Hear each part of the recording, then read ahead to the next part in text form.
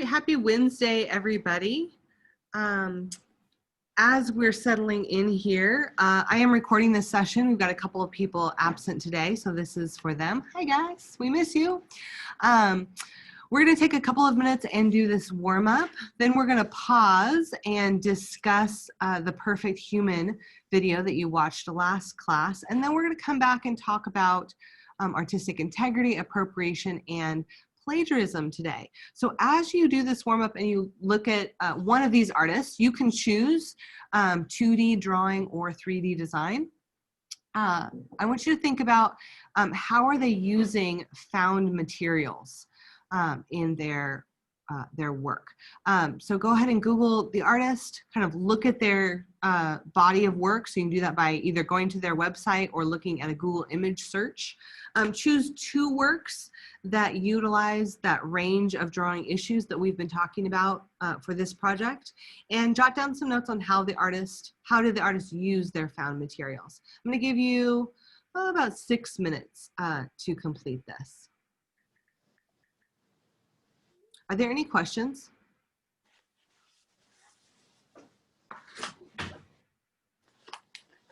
Sweet.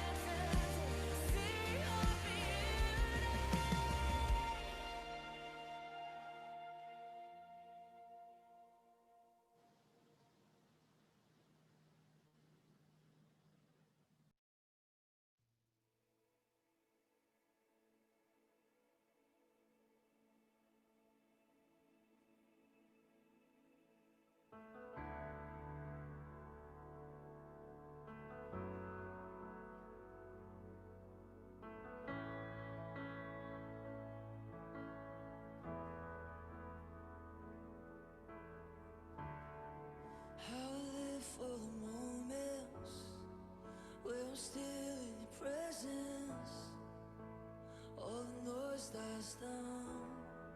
Lord, speak to me now. You have all my attention. I will linger and listen.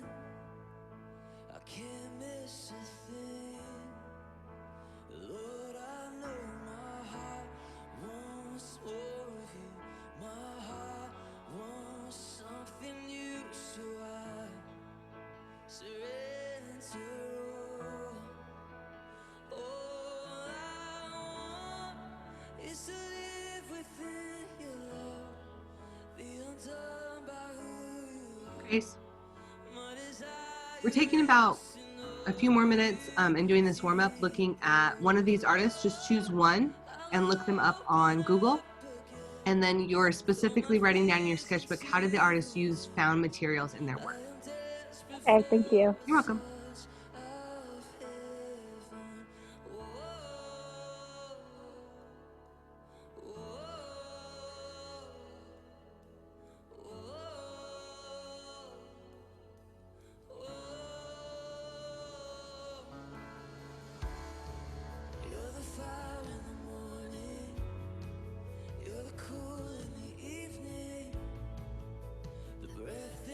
Soul, oh, the light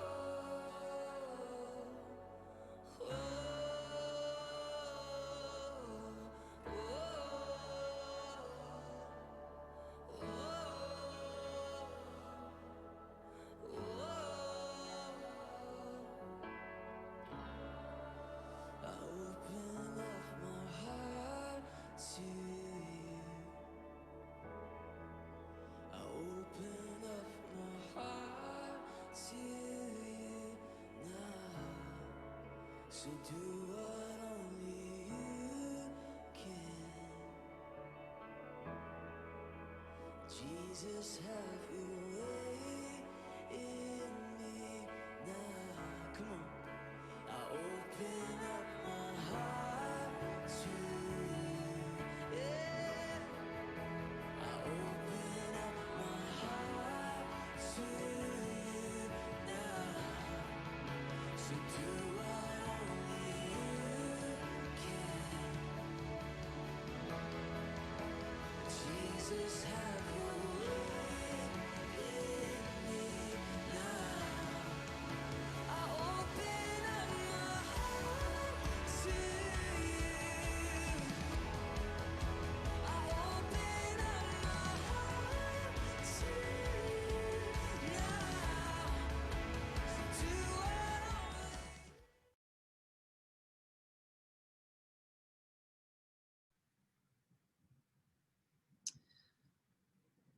Okay. So in just a second, we're going to come back and talk about those artists, but let's press pause on that for right now. And let's take a look together at the Perfect Human film. And I'm not going to play it, but I am going to bring it back up. So you might want to open up your discussion question notes that you took last time.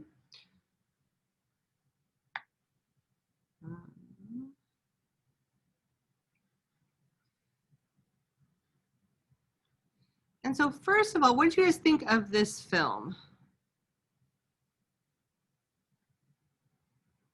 And you can unmute yourself for our discussion. Weird. It's weird, uh-huh. Yeah, I was pretty confused. Okay.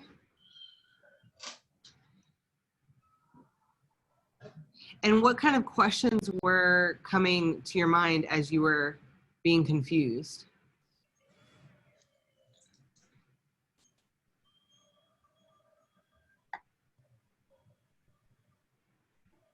I guess, like, what's the point? Like, what's Okay. the message?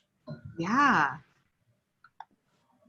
Yeah, I didn't was get- like, sorry, you can go. No, it's okay. Okay. I immediately. Okay, so I was really confused because it was like, why were they changing outfits and like jumping? And I didn't understand why they were considered perfect. Okay. Those are great questions. We'll come back to And those. then they were symmetrical. And they were what? They were symmetrical. I saw that. I mean, like they're like the Their people. faces. Yeah. Okay. Yeah. Okay. Sophia, what were you gonna say? I was gonna say like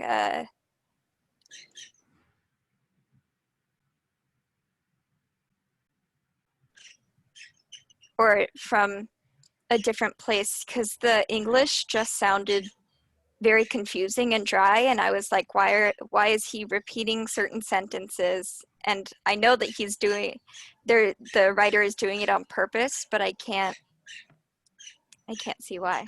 All right, yeah, that repetition was definitely on purpose. But you're right, it was in Danish.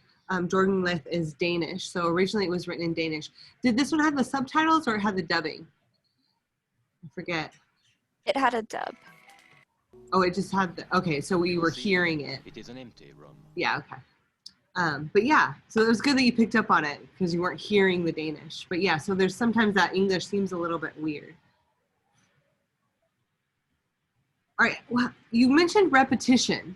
And so we do hear the things repeated, you see certain visuals repeated. What other principles of design did you see used in the film? I think I might just play it here with the sound off.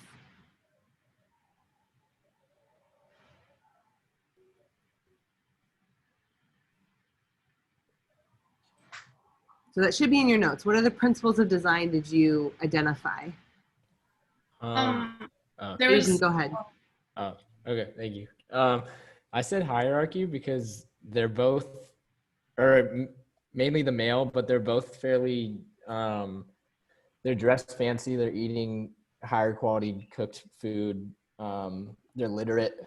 And yeah, they're definitely presented in a higher class, you know, and that definitely goes hand in hand with the whole like Yeah, so not perfect even human not thing. even really visual hierarchy, which we usually think of as like Yeah. larger people are more Like it's more important. like social hierarchy. Exactly. Yeah, Yeah. that concept of social hierarchy.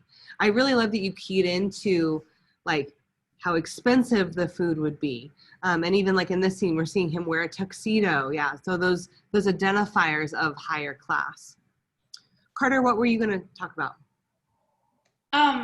There's like the contrast of like the fact that it was just like a stark white room and they were like the only thing your eye could be drawn to. Great. So creating emphasis by using contrast. Yeah, really good.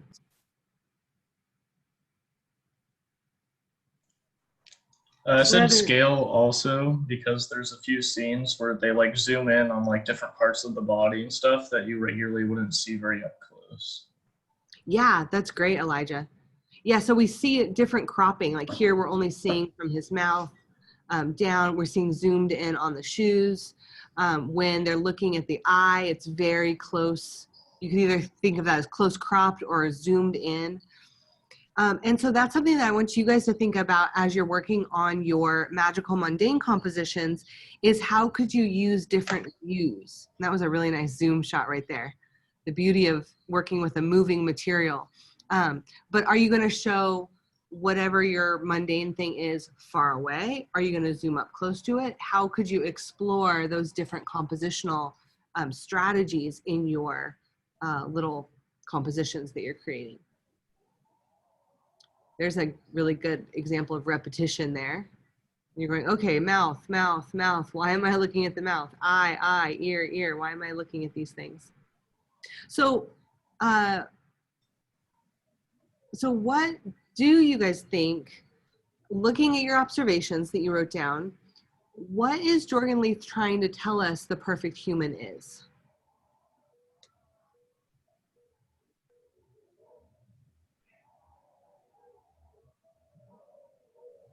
I think we see like they're dressed very well, and like we see at one point where the man's like clipping his nails, and that they're taking care of themselves. Okay. Just sophisticated, like Okay. well-kept people. Yeah. So well-dressed, well-groomed, sophisticated. I'd thought that- say Oh, go ahead. I'd say seeking to understand, or that seems like one of the themes. Yeah, contemplative. I thought that it was like, it's sort of like satirical in a way, like, because they're so like back to the hierarchy thing. They're presented very well and sophisticated, but at the same time, like they're sort of weird, you know, like they're awkward, socially awkward. And then like, what did I say? Also, like I don't know if this has to do with Jorgen Leith and like where was this from originally? Was it? Denmark. Yeah, I don't know. Well, they're both Caucasian and they're both like fair skinned and they're very groomed. So sort of goes into that as well. Yeah, and that's where when you really start asking that question, it might make you question if you agree with Jorgen Leith or not. Because you're going, wait a second, is that what the perfect human looks like? What about all the other humans who don't look like that? What about humans at different ages? What about humans from different parts of the world? Humans who don't have access to those material possessions, that wealth that these humans have access to. So that's really good. And that is what Jorgen Leith is trying to say here. Now, remember, this movie was made in 1967, I think. So like in the shot just a few scenes ago, you saw the female was wearing go-go boots. So that really dates the film to me. So I think that the social conversation has moved forward quite a bit since that time. But yeah, he's presenting a certain thesis here about who the perfect human is. And we're going to watch another documentary where he goes back and revisits this and actually redoes this project several times. And it kind of calls that into question of are these the perfect humans, or should our definition of human be more expansive than that? We did skip a question. Did you guys notice any differences between the depiction of the male and the female?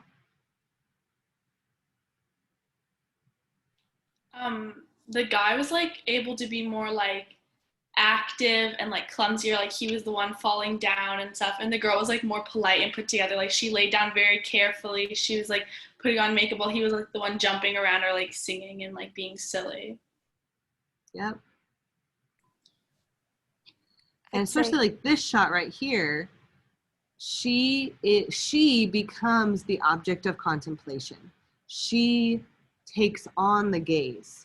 And if you guys are in art history, or if you take an art history class, that's something that's really important, is who is being looked at. To whereas the male, the guy, he's a little bit more of the subject. He's the one with thoughts and ideas. He's the only one who says something. And here she is, I mean, that shot right there is pretty sensual, right? She's very posed, very sophisticated, is kind of always aware that she's being looked at. And is, you know, then we question, wait, is that a distinction that there should be? I don't know, you have to contemplate that. Okay, any other thoughts about this film? Things that we didn't touch on any of the questions? I thought it was interesting how they didn't really like most of only the guy was talking, and also it was just about like the food, or it wasn't really any like big topics. Like they didn't seem like they were like discussing anything like their like politics or their like ideals and stuff. And I think that's like really interesting because it's not really realistic. I mean, we discussed like certain types of things and like world perspectives, and they didn't really cover that in the film. Yeah, really good point, Cheyenne. They're very detached. And it's funny that we're seeing this scene. This is pretty much the only time that they're like connected, right? And so they're detached from their environment. They don't have a sense of place because they're just in that white space most of the time. They're not connecting or talking to each other. And I love how you brought up, they're not connected to the world. They're not talking about social events or anything that's going on. And so, again, that calls into question, do you agree with Jordan Lath on that? Do you agree that a perfect human should be detached and somewhat emotionless? Really good point. I have a question for you, Miss Amby, Yeah. for like, because I was sort of confused by it, because they sort of portrayed like, well, I'd say like the man was definitely more, it showed that, like you said, the focus point, like it showed he was more reliant on the woman in a way, you know what I mean? Okay. And I thought it was weird because like, especially in the bed scene, like she was comforting him, and I feel like in society it's the opposite. Like everybody tries to make the man so like masculine. So like, I don't know, I just thought that was like weird. Yeah, because Jordan Lath has set up this juxtaposition of the male and the female, and I love this bird's eye view shot. It's a beautiful composition right there. It naturally sets up that comparison between the masculine and the feminine. And by recognizing the things that you're recognizing, that in this film, it seemed like the man was the one with emotions, right? The woman was the one who was more detached and stoic. She kind of absorbed his emotions. Those are specific ideals of the masculine and the feminine. And those haven't always been constant. What we think of today, and even what we think of in American culture versus Danish culture or other world cultures, those roles are different, and those ideas of what is masculine and what is feminine can change. Does that answer your question? Yeah, thank you. If it wasn't, yeah. Yeah, and if you watch this film and you felt confused, I did too the first time I saw it. I had a professor who just showed it to us. No really intro or anything. And I was like, what are we looking at? What is this? But to recognize that it's not about having a narrative. It's not about having a story.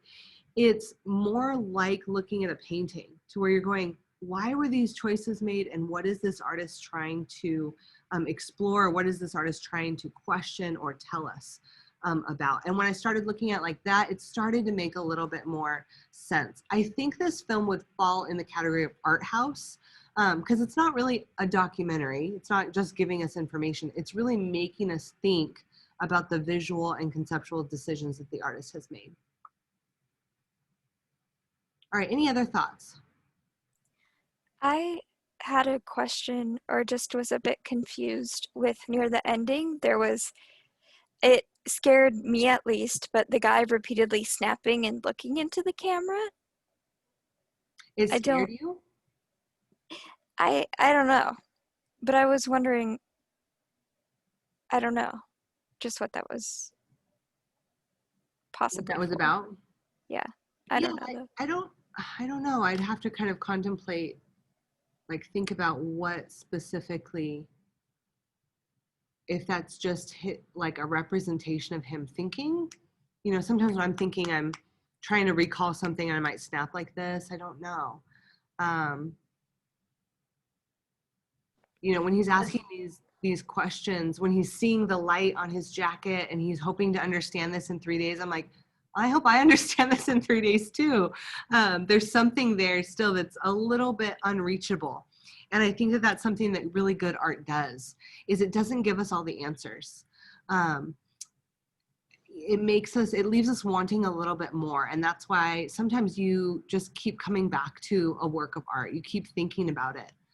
This part right here, Sophia, to scare you. Oh, look at his menacing facial expression. Okay, I can see that. That's what, Yeah, that does and then, look scary. I don't know, it just all seemed very sudden. Yeah. It was like he was counting. And in the other we will watch a documentary. They do talk about this scene, so I'll have to watch that part again and see what he says about that scene.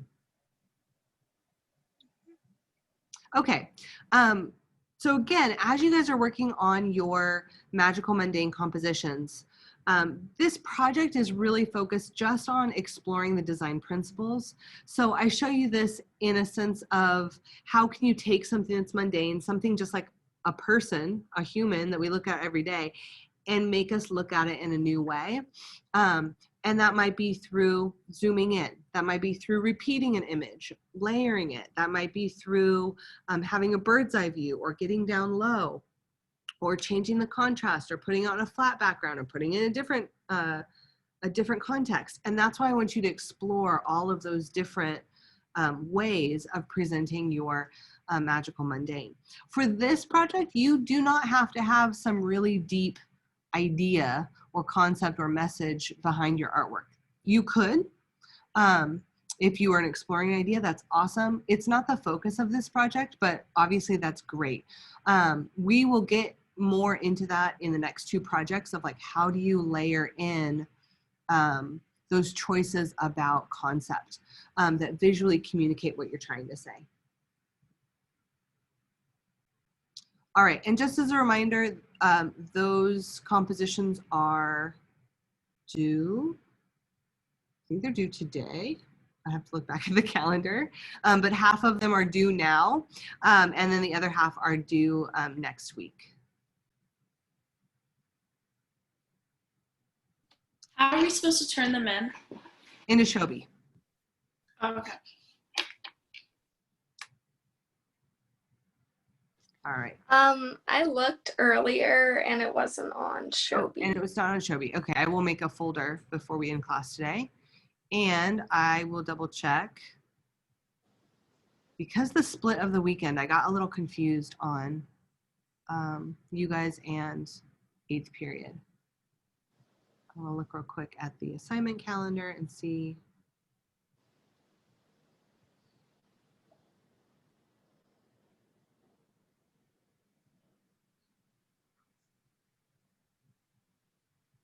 Okay, yes. So half of your magical mundane compositions are due now. So get those in as soon as you can.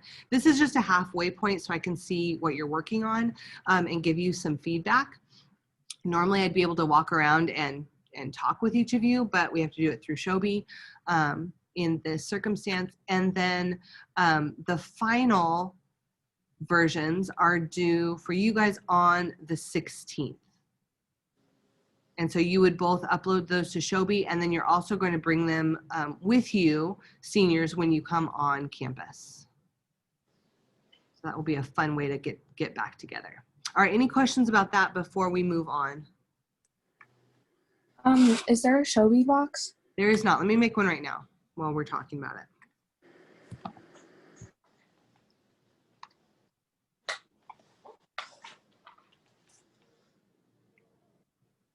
And so as I'm doing this, just remember, if you're doing drawing or something two-dimensional, you're doing 12 compositions. If you are doing photography, you're doing 24 final compositions. And if you're doing 3D, you're doing 8. All right, this is half Magical Mundane.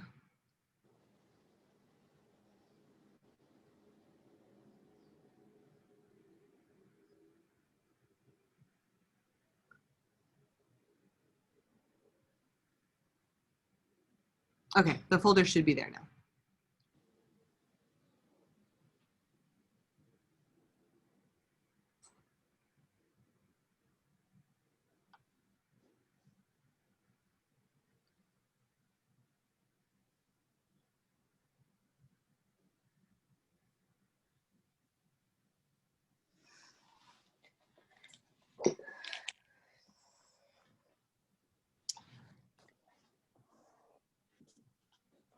Okay, so returning to this discussion that we're going to have about integrity, appropriation, and plagiarism. Hopefully this will look kind of familiar to you and be a review for you from what you've heard in previous art classes. But just in case, we want to clarify and kind of go over what does this look like for the AP portfolio. Before we do that, I'm going to send you guys into breakout rooms to talk about share your artist, and you could maybe just hold up your sketch or just verbally tell a little bit about what the artwork looked like from the artist that you looked at. And then specifically talk about how the artist used found images or found materials in their work. I'm going to give you guys, let's see, how many of you? I'm going to put you in a really small groups. I'm going to put you three people together, and I'm only going to give you about 3 minutes in the breakout group just to keep it moving really fast.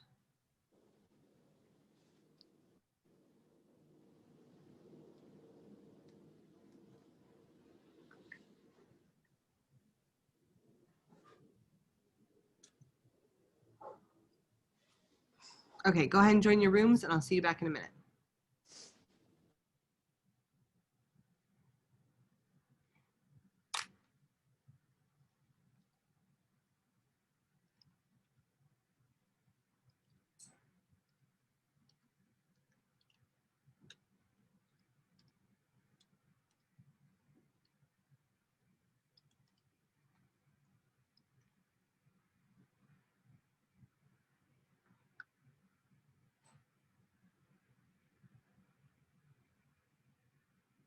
Focus is 2D drawing, so I did David Hockney, so I drew like 2 of his pictures. Wait, let me see what she wrote in the chat. Oh, I don't know how to view the message she just sent. Okay, but that's okay, Ghazi. It's just sharing the artist and then talking okay. about how did they use found materials in their work.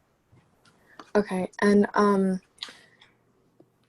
yeah, like he used acrylic, and I'm using acrylic too, so he blended like the first picture that comes up, I don't know what it's called, but it's of like someone in the pool, and I think that like he used acrylic really well when he was like blending the water in the pool. Okay, who's next? Ian? Me? Yeah, share your artist. It's the our project, or that's the artwork we choose. The artwork you chose. Okay, I got. Let me see. So my artwork is Robert's. how to say that word? It's Robert John Rauschenberg. Yeah, it's a hard Okay, one. Rauschenberger. Robert Rauschenberg. So he's a painting artist, and so his painting use a lot of color and some special line to cross over, and we can see how some like the person and main objects in his. He used a lot of like photos and like would paint over them, and like there was a lot of black and white ones, and he put a lot of color on the black and white, so it kind of like gave him more like life to it, which was really cool. Yeah. I saw one of the like the one with JFK in it. That was the one. Yeah, Mhm. that when was I one saw that it, I that was was cool. seeing in the. Yeah.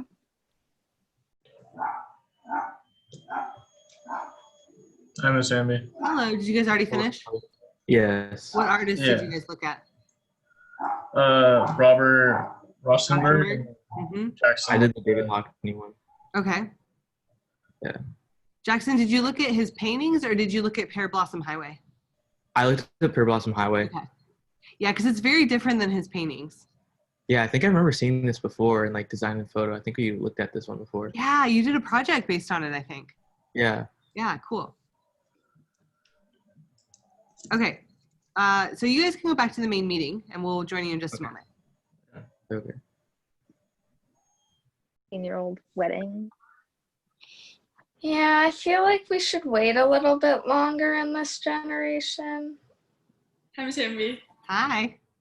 You guys done? Yeah. Yeah. Okay. Project. Dude, I still have to do like online. Yeah, I still got a lot to do.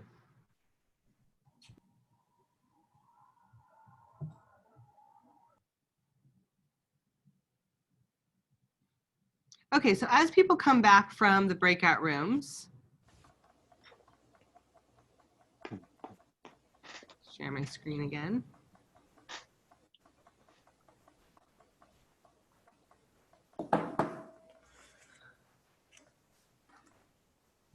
So all three of these artists used found materials. Oops, and not everybody's back yet. So as we're waiting for Zoom to push them back out here, what surprised you guys about the artists that you looked at?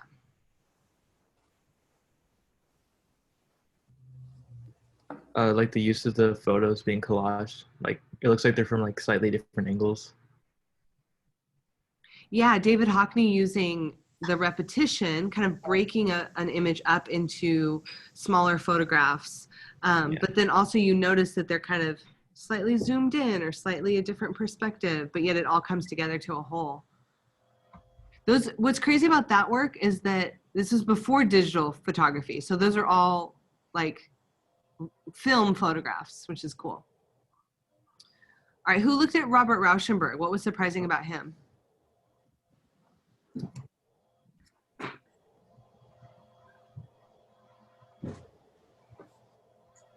I thought it was surprising, like how strong colors he used, like on top of his collages of like images and that kind of thing.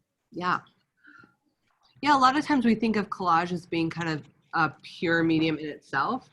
And so painting can be, or painting being pure and collage being something different, but he really kind of blurred the distinctions between them.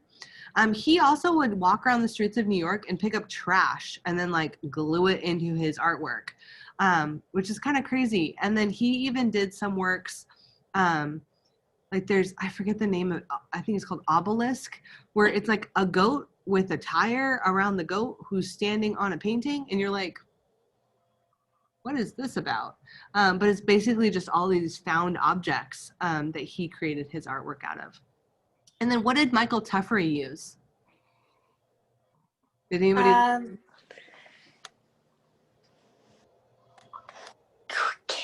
Corned beef cans. Corned beef cans, yeah. So food cans to make. And what did he make out of the corned beef cans? A bowl. A bowl. So if you guys in art history, you might have seen that one. I love the name of it. It's called Pisupo Lua Afe. And it's made out of pea soup cans. So the question with these artists is that we're looking at is, how do you use found images, specifically images that are recognizable, that other artists have created? I heard some of you guys mention Robert Rauschenberg used an image of JFK. He didn't take that photograph himself. Michael Teffrey uses the brand imaging that are on those food packaging. So how do you use those images in a way that is appropriate? And how do you transform them to fit your vision? You guys will probably want to take some notes in your sketchbook on this as we go through. So consider this. Is it okay? And maybe let's just do like the thumbs up icon if you think yes. Is it okay to copy another artist's work? I'm seeing thumbs down and no thumb icons. Good. Is it okay to copy from photographs? Maybe to paint from or to draw from looking at photographs.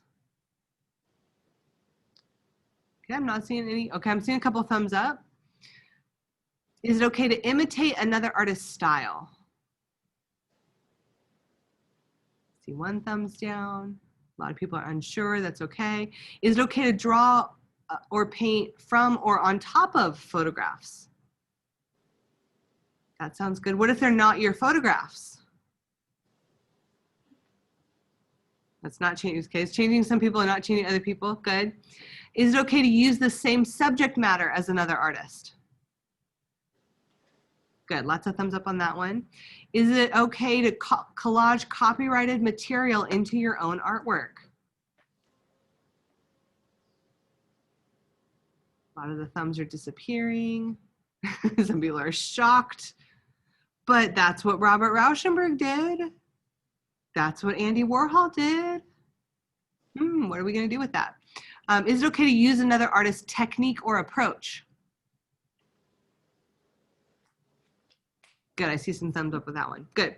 And so if you're kind of confused by some of these things, you're like, wait, I thought that was okay, or I thought that wasn't okay, that's a good place to be in. As an artist, there is gray area in this, and artists are always pushing the boundaries on these things. So it's okay to feel uncomfortable. But we're going to try to dive in and kind of search out some boundaries for what you can do and shouldn't do as an artist. First, I want you to look at these two paintings. The one on the left, they're of the same subject. So artists all the time will use the same subject matter. They will draw the same or draw or paint or sculpt the same type of things or tell the same stories. And here we see two paintings that are depicting Judith beheading Holofernes.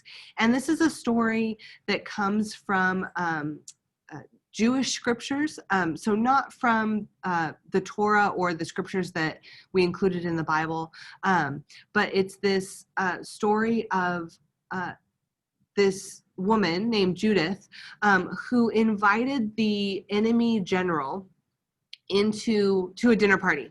And at this dinner party, she basically got him drunk, and she was like, let's go get more comfortable.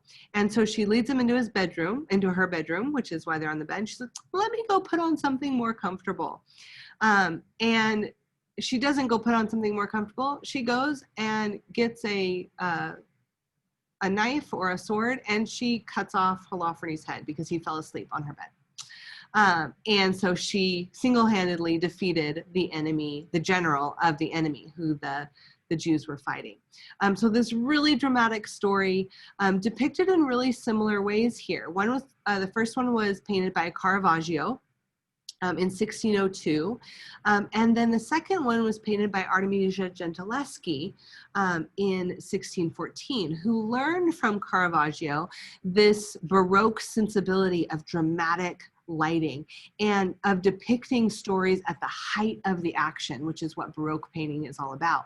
And so in both paintings, we have this really dramatic, really violent moment of Judith cutting off Holofernes' head.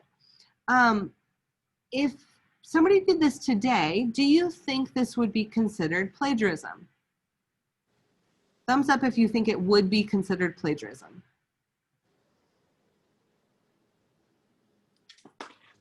Okay, Aiden, why not? Because I mean, it's the same event, but it's not like it's a different perspective, or it's not a different perspective, but it's a different approach. I don't know. I mean, think it's it is a describing different the same perspective. I mean, Yeah. yes, we're seeing kind of the same shot. but it's not like it's like it doesn't have the same. Well, I don't know. Yeah, I mean, like it's like It's not the it's a same, different right? perspective. Yeah. Yeah. And sometimes you have to kind of think about, play that spot the difference game, right? But it is very different, and the message is different, specifically about who Judith is, who the heroine is in this story. And if we go back to the idea of the perfect human, because that's kind of what art is always showing us, our ideals of what we think about the world. We see two very different women here. In Caravaggio's rendering, Judith is a really young girl who looks pretty hesitant in doing this. She's leaning back, she's holding this as far away from her as possible, and she's kind of being very delicate with a not very delicate situation. You wonder, like, how is that even like cutting his head? How is she even strong enough to be doing this thing? However, in Gentileschi's portrayal, Judith is in charge, man. She is strong. She's got him like by the beard, by the side of his hair. And she is like completely overpowering him. And so those are two very different depictions of who the heroine is and the role of women in this this story. So because Judith took the same approach, this dramatic lighting, this taking the height of the action, she in the same style with the dark background, but she transformed that to fit her own vision and to say her own message. That's completely acceptable. That's what art history does. We take and look what artists have done before, and then we say, do I agree with that? Do I not agree with that? How do I call on this visual vocabulary, but yet call attention to something different? And then you guys also might be familiar with the artist, contemporary artist, Kehinde Wiley, who has also taken up this same subject matter. But now Judith is a Black woman, and Holofernes is a white woman.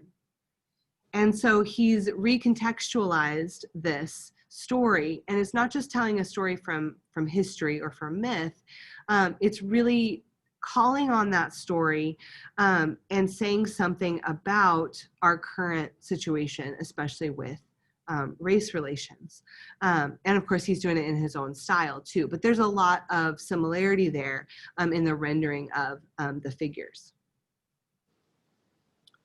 All right, so write this down. Appropriation is the use of pre-existing objects or images with little or no transformation applied to them.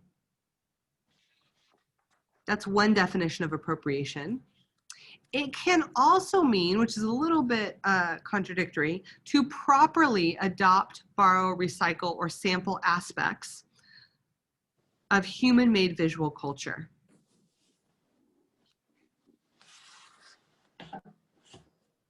So it's using something or borrowing something that has been created before.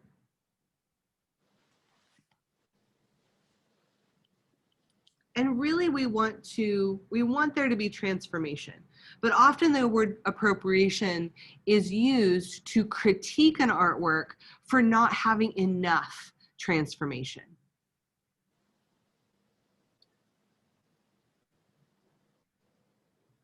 And what we want is for the new work to recontextualize whatever it borrows to create something new. And so you guys might have heard of cultural appropriation. It's especially hot topic today with Halloween coming up next month. I'm sure it will be in the social discourse again, talking about, you know, should we dress up as certain things for Halloween? Should we dress up as I was gonna say cowboys and Indians, but specifically Indians? Should you dress up as something outside of your own culture?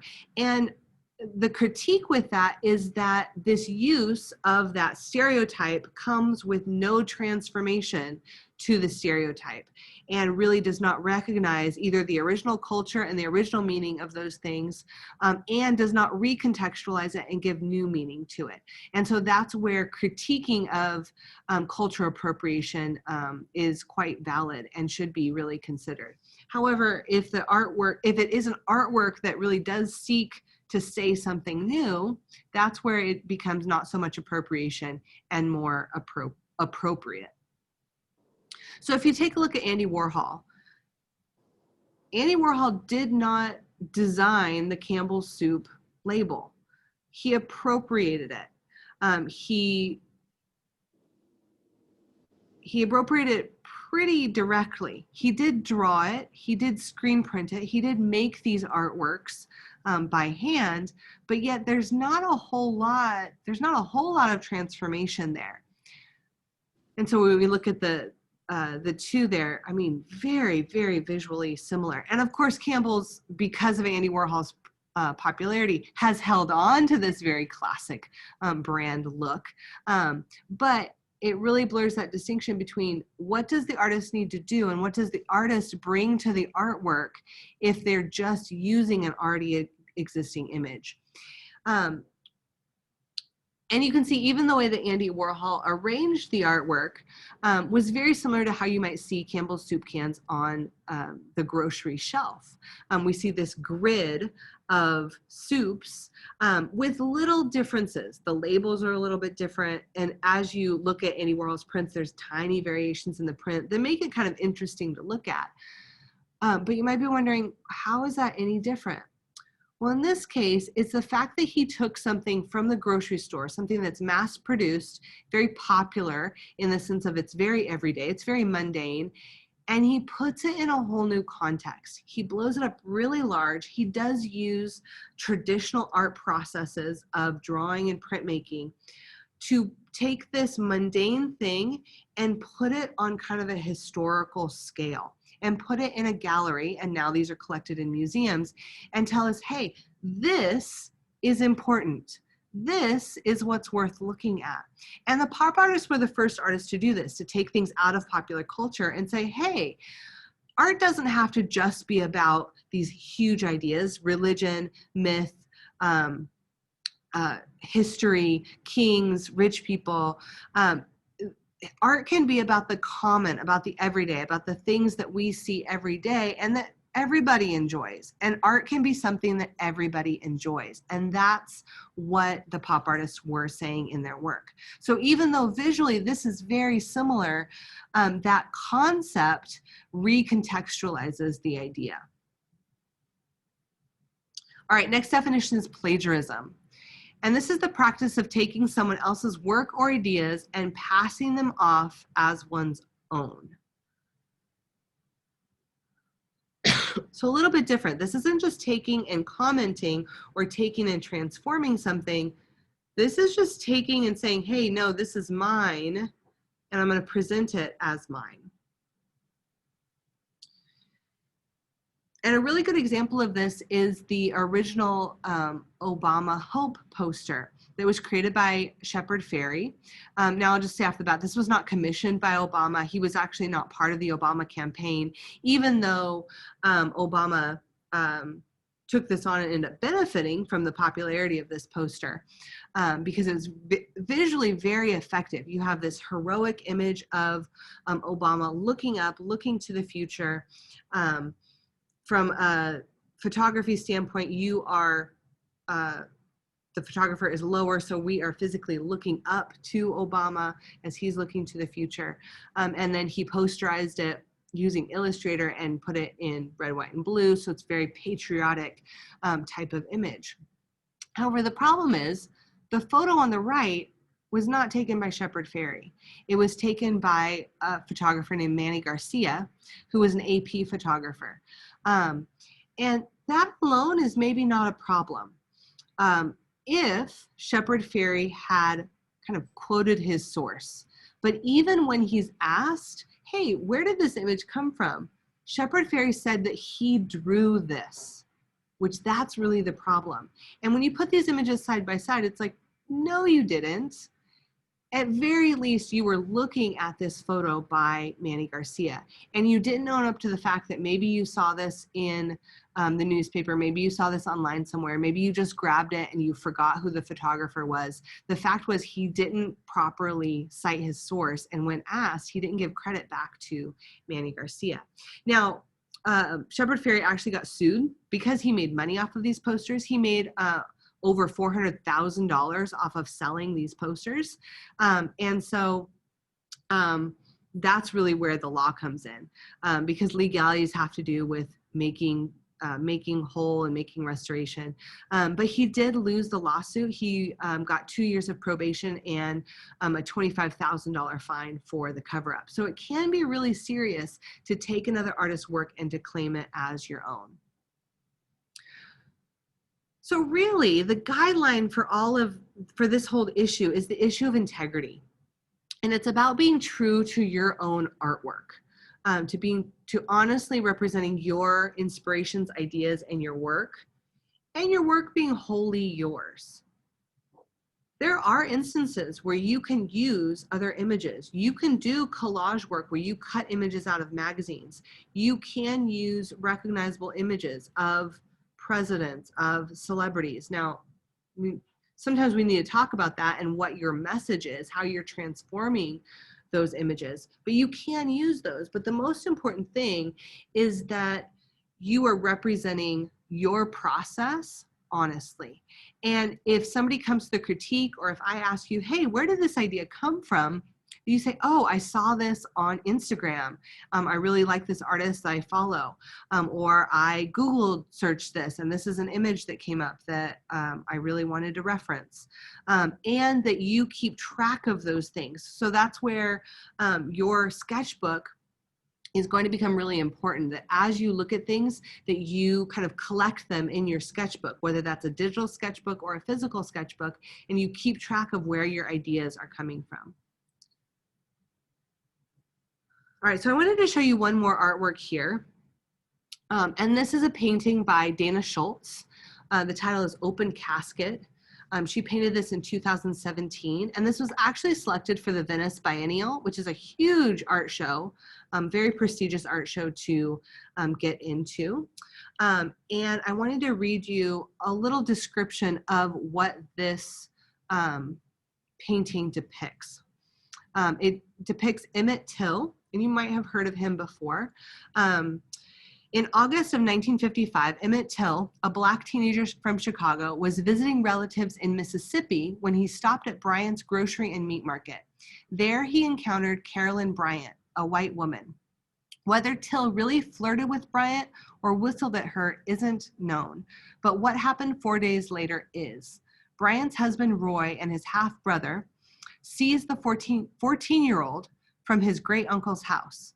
The pair beat Till, shot him, and strung barbed wire and a 75-pound metal fan around his neck and dumped his lifeless body in the Tallahatchie River. A white jury quickly acquitted the men, so they said not guilty, with one juror saying that it had taken so long only because they had to stop to drink some soda. When Till's mother came to identify her son, she told the funeral director, "Let the people see what I've seen." And she brought him home to Chicago and insisted on an open casket. Tens of thousands of people filed past Till's remains. But it was the publication of the searing funeral image that you see on the right there, with a stoic mother gazing at her murdered child, that forced the world to reckon with the brutality of American racism. For almost a century, African Americans were lynched with regularity and impunity. Now, thanks to the mother's determination to expose the barbarousness of the crime, the public could no longer pretend to ignore what they see. And so that's the story. And you might wonder, well, that's obviously really relevant to today. When we're talking about Black Lives Matter, when we're talking about George Floyd and Breonna Taylor and so many others who have been killed by the police. However, why would someone take a painting, a something that happened in 1955 and paint that. Well, I think she was trying to call attention to it. However, I mentioned that this was selected for the Whitney Biennial, and people actually protested this painting, which you might think, wow, that's an extreme reaction to a painting that hangs on a wall. But people got so upset, they called for this painting to be taken down out of the Whitney Biennial. And they went as far as to stand physically in front of the painting, like groups of people to stand in front of the painting in order so that viewers could not look at it, could not see it. Why do you guys think that is? Why do you think people wanted this painting taken out of the Whitney Biennial? Go ahead and put it in the chat.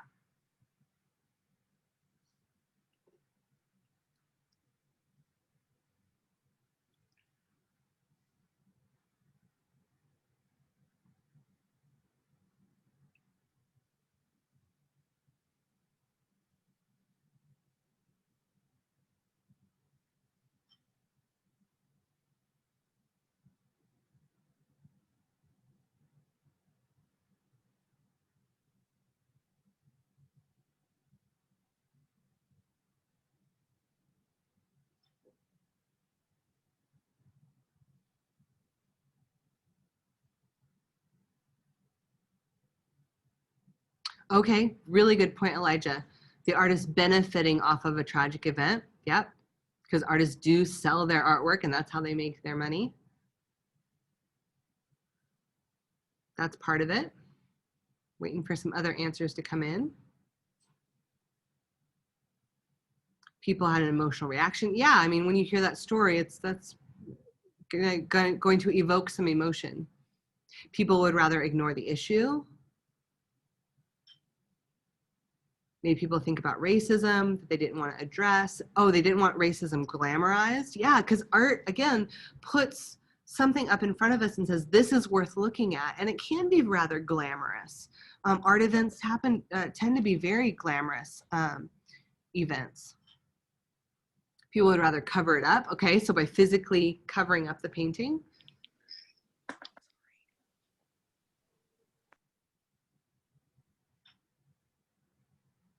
Okay, people feel guilty and didn't want to think about it.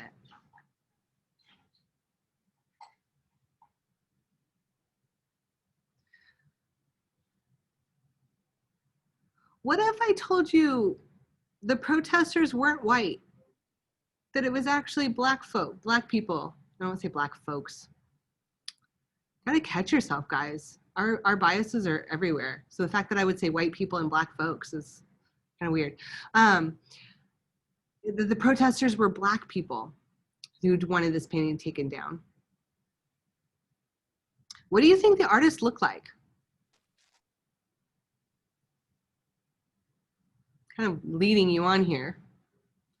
Do you think the artist is black or do you think the artist is white?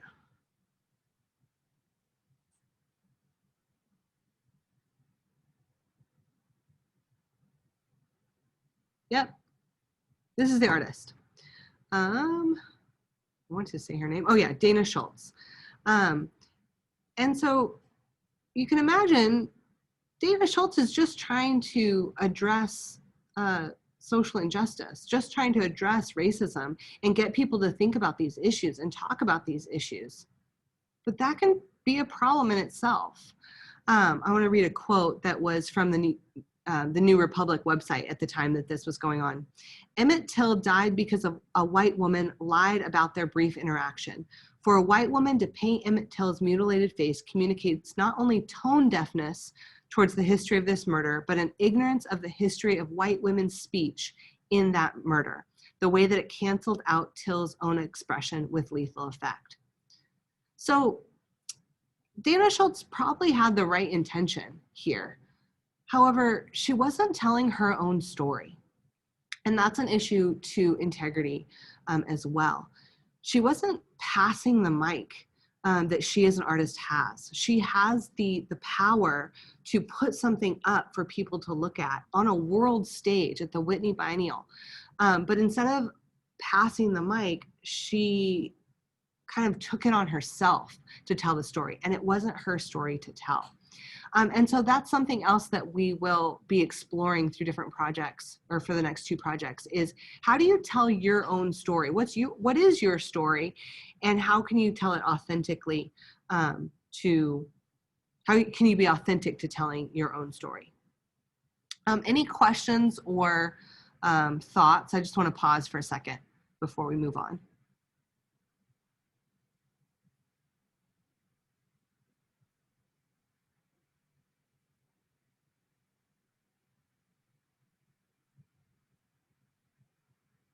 Okay. I do want to recognize that wherever you are on this highly contentious issue that we are debating right now in our country, I just want to recognize that there's 2 sides, and it's important, no matter which side you're on, to think about these issues, to talk about them, and to tell your own story, and to listen to other people's stories. And that's probably the thing that we need to learn out of this current moment that we're in, is I see on social media a lot of shouting back and forth. I don't see a lot of people just stopping to listen to others' stories, which is important on both sides. Okay, so specifically for the AP portfolio, let's take a look at some examples. These are some other examples of artistic, we should call it inappropriation, inappropriate appropriation or plagiarism, where artists were too close to their source. With some of these, you can see there was some minor transformation. For instance, this image on the upper left, you see the dress has changed, the pattern's changed, the background's changed, but really that character is coming straight from this source. Here we see where the medium has changed from a painting to an illustration. That is not enough. This is where a original band poster was appropriated and used for another band, but yet it's for the exact same purpose. It's just for another band. Here again, we have the medium changed from photography to painting. Again, they changed the background, but they're not really saying anything different with this image. And then this final one, if the thing will go away, there we go, is this photographer found this colored pencil artist was taking his photographs and doing the work. I mean, to do a colored pencil drawing of a photograph is a lot of work, and then adding some different things in the background, but then was selling these on Etsy. And so you have to be really careful when you're looking at Pinterest or you're following artists on Instagram that you don't end up copying their work. And that's a pretty blatant example because you'd have to take the image and copy it directly. But again, to just be aware of who are you looking at and where are you getting ideas from. So here's some things that are not acceptable in the AP portfolio. Master copies are actually not acceptable. And this is actually a traditional practice within studio art, is to take and look at a master artwork and to make one for yourself. You do learn a lot by doing that. You learn a lot about technique, about composition, about color. But for the AP portfolio, we're looking for your own ideas, your own compositions, your own color schemes. So that's why master copies are not acceptable. Directly reproducing from found photographs with no alterations or with very little alterations is also not acceptable. So for instance, just Googling zebra and then drawing the zebra from the image that you found is not acceptable. However, you do see 2 examples here that would be acceptable. So if you were making a, not a master copy, but a parody of a master work, or you're referencing the master work, that's drawing on the language of art history. And so that's just fine here. So Nitra, she drew American Gothic, but she replaced the heads with iPhones to kind of talk about that aspect of American culture. Irene took images of zebras. This was her sustained investigation, where she took images of animals and then pixelated them to represent this like fragmentation of our digital lives. Also not acceptable are using copyrighted characters. This is really frowned upon because they are so recognizable. So even though that's an original drawing of Superman, it's Superman. We want you to create your own characters, which is what Ernie Bustamante did there with his character. He named, oh, I forget. I want to say Olaf, but that's not right. I forget the name. But he created his own character and his own story about his character. Also, using celebrities. So you don't want to take a celebrity's image and just copy it. So you see there the image of James Dean. You can see the original photograph. And the artist did alter it. She added a butterfly on top and even splattered some paint. But really, she's not making a different comment about James Dean. So unless your idea really is about celebrity or about the person themselves, you want to be really careful and not use those kind of images. So these are some things that are never acceptable for artists. Claiming another artist's work as your own, allowing another artist to work on your artwork, because if they work on your art, then you're claiming their work as your own. Misrepresenting your artwork ideas or processes, and just to be really aware of Pinterest, to keep track of where your ideas are coming from. This one on the left comes from a student who saw the image on the left, which was the spray foam coming out of a pail, and basically made the exact same artwork and changed the color. That's not transforming it enough. The image in the middle is an image I found on Pinterest about 2 years after a student had painted that exact thing onto a skateboard, and had told me in a critique that it was her idea and she came up with a concept about what, you know, this melting paint represented. And yeah, was not happy. Be very aware of your images. Know that I have a Pinterest addiction and I have a pretty good visual memory. And so a lot of times I'll be like, I've seen this before, and I can even find where I've seen it before. The one on the right is kind of borderline to me. I'd want to have a conversation with this artist. The image on the left is from Pinterest, and the one on the right is the artwork that the artist created. And the problem comes in is that when the artist brought the artwork to the critique, and I asked about, where did you get this idea of that hollow feeling of breaking up with someone, and it feels like he's looking right through me, he's reaching right through me to the other person, she didn't quote her source. And that's huge. As long as you quote your source, you're fine. But if you claim another artwork, another artist's work as your own, and then later somebody finds out that that it wasn't your original idea, then we have a problem, just like Shepard Fairey did with Manny Garcia's photograph. All right, so here's some successful use of photographic sources. Obviously, you can always take your own photos, and that's a really great way to work. On the left, you've got Nicolette Paquel working on her Sustained investigation that was all about mental illness. And she took photos of her brother doing these different poses that she could then paint from. In the middle, we've got Zoe Warren. She is directly copying a photograph, but it's her friends. It's her photograph of her friends that she had permission to use as her artwork. And then here's an example of Ernie Bustamante doing a really great job looking at an image. I think it's actually an image from Star Wars, but he's not even copying it. He's just kind of looking at how do the folds work on the clothing? How does that texture work? And then he's creating his own character. And then Sam Britt, same thing. Saw something on Pinterest that she really liked, but transformed it and did it in a different way. So things to remember: draw from observation as much as you can, especially if you're drawing and painting realistically. Get out there and actually look at the thing. There is a difference between drawing from a flat photograph and drawing from real life, and you can tell the difference in your work. Take your own photos. You can control the lighting, you can control the pose, you can control the composition, you can get up close and take details. There's so much more information that you can capture when you're taking your own photos. Get inspiration from multiple sources. So for instance, if you do want to draw a zebra and the zoo is closed and you don't know anybody with a zebra, even though we live in Orange County, you can take from multiple sources, but maybe get images of 4 different zebras. And then that way you're taking it and transforming it. Make changes, alter it at least 6 times if you're going to be using something directly.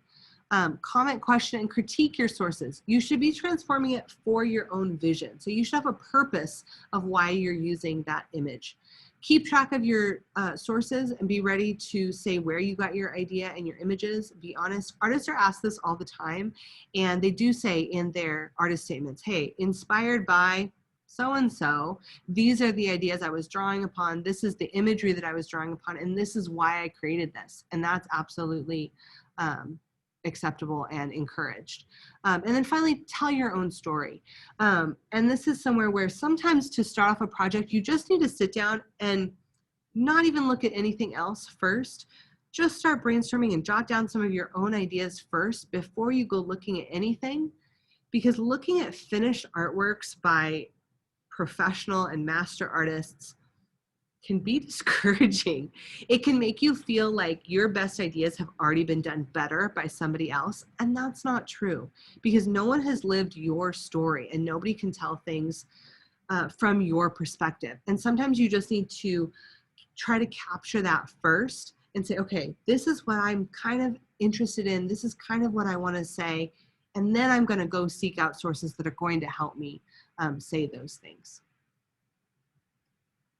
Okay, are there any questions? And we have just a few minutes left. This is something that we will come back to. I'm always happy to talk with you. If you're like, I want to do this, but I feel like that's too close to the original, I am always happy to talk you through that. So what questions do you have right now, though? You can either unmute or you can type them in the chat.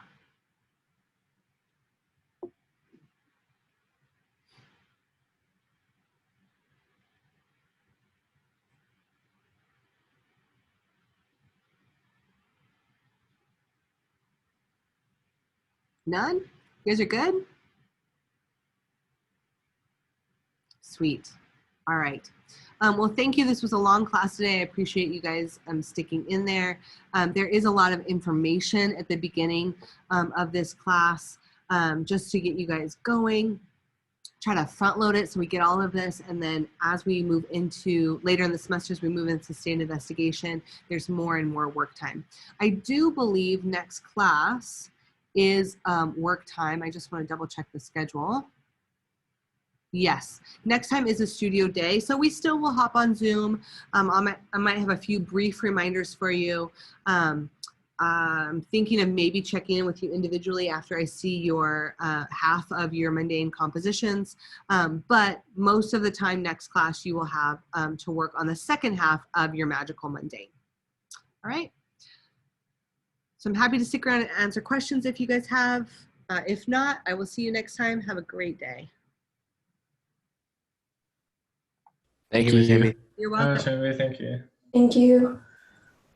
Thank you. Bye.